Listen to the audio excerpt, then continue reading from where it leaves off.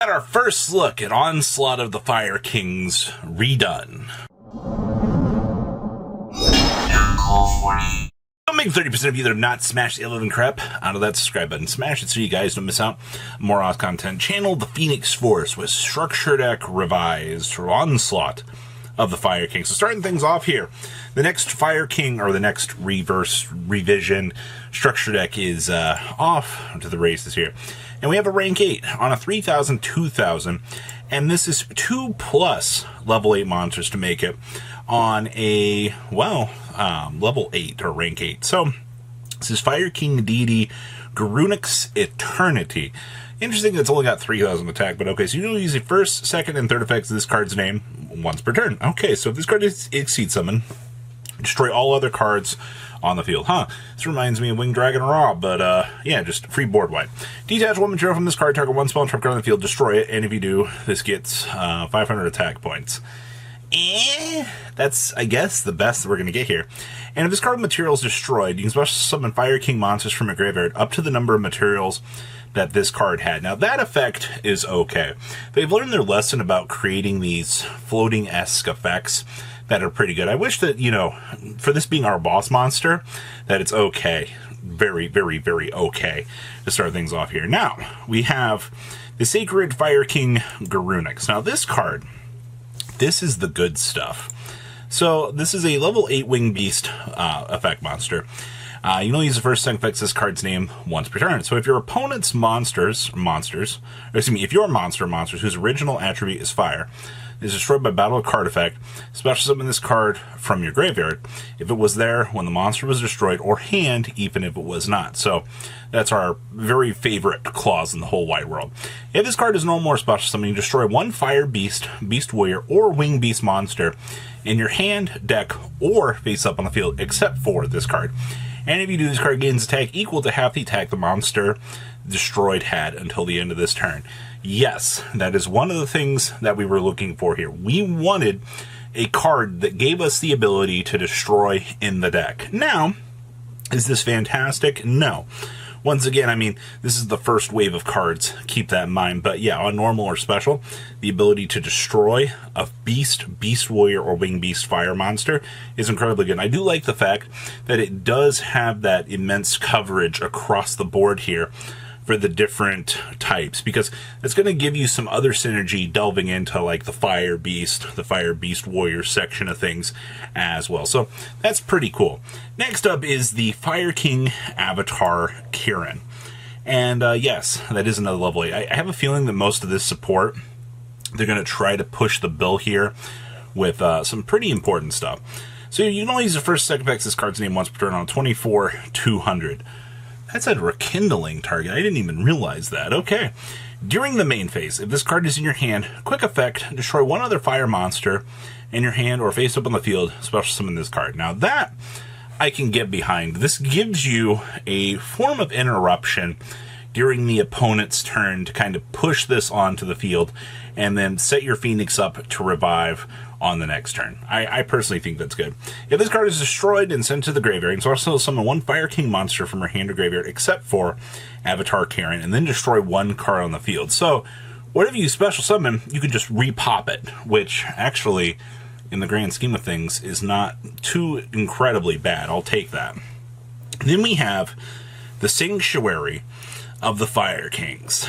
This reminds me of something like Lord of the Rings-esque feeling. I can't be the only one that definitely felt that reference here. So, Sanctuary of the Fire Kings. You only activate one card with this card's name per turn. When this card resolves, you can place a Fire King Island from your deck face up in your field zone. We needed that. We needed some sort of method to expedite the process to getting the Fire King Island, and it's very, very apparent that they're not going to try to overwrite any of the other lore. They're just going to be, pushing Fire King Island. Once per turn, if a card in your field zone would be destroyed by card effect, you destroy one fire monster from hand or face up on the field instead. So that's actually pretty cool. So we now have a spell card that protects our field spell.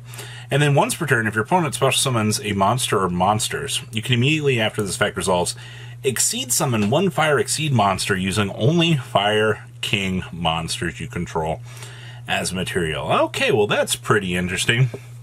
We wanted a way to kind of make the whole process of doing the Exceed summoning a little bit easier. We needed a way to be able to summon the big guy during the opponent's turn. This is good. Alright, now what reprints do we have in here? Garunix, or little baby Garunix.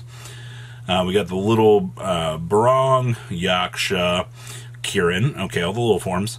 Bonfire Colossus, Sacred Phoenix, the Onslaught, which is still a good card. Circle of the Fire King's Dark Hole, the Flamvell counter, because this does come up because one of these things does have 200 attack points. And then, of course, Torrential Tribute. Then it looks like we are getting Garunix, Aravata, and Fire King Island in here as well. Now, I do want to say that this is just cratered off the market. These, as of a little bit ago, don't exist. They are gone. They shot up to a different orbit. People cleared damaged ones off the market. Now remember, if you control a fire monster, you special summon this card from your hand, and then when this card is summoned, target 2 fire monsters you control and destroy those targets. It is a level 8 that does allow the deck to extend this on out. Alright, yes, it is a mandatory trigger, but people are looking at the new cards and they're going, wow, like this is just another extender. You get the ability to go ahead and pop, additional stuff to continue on with your extensions. I think that's worth considering for the pickup here, or at least was considerable for the pickup until probably, 40 minutes ago on the first line of things. So, where am I sitting right now with this stuff? Keep in mind that we usually get, these are the first 4 cards, alright? We usually end up getting at least 7 to 8 new cards per structure deck. The best card, next month, we should get 3 more, and then they should save 1 to 2 more for the actual card of the day right before the structure deck releases. I have a feeling if they give this deck a hand trap besides Kirin here, which, I mean, to be fair, it's just a special summon pop anyway. But if they give this deck a hand trap of some sort, I think that could tip this deck in a really good direction.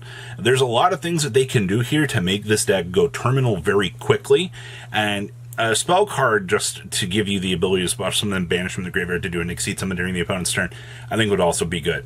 There's a lot of potential here, for sure, for things that they can do to try to make this deck incredibly good, and this first wave of support feels very, very strong, in my personal opinion. So, what do you think? Please leave a comment down below to what you guys think, and I'll see your beautiful faces back here later in the day, guys. Peace out. Patrons! Thank you!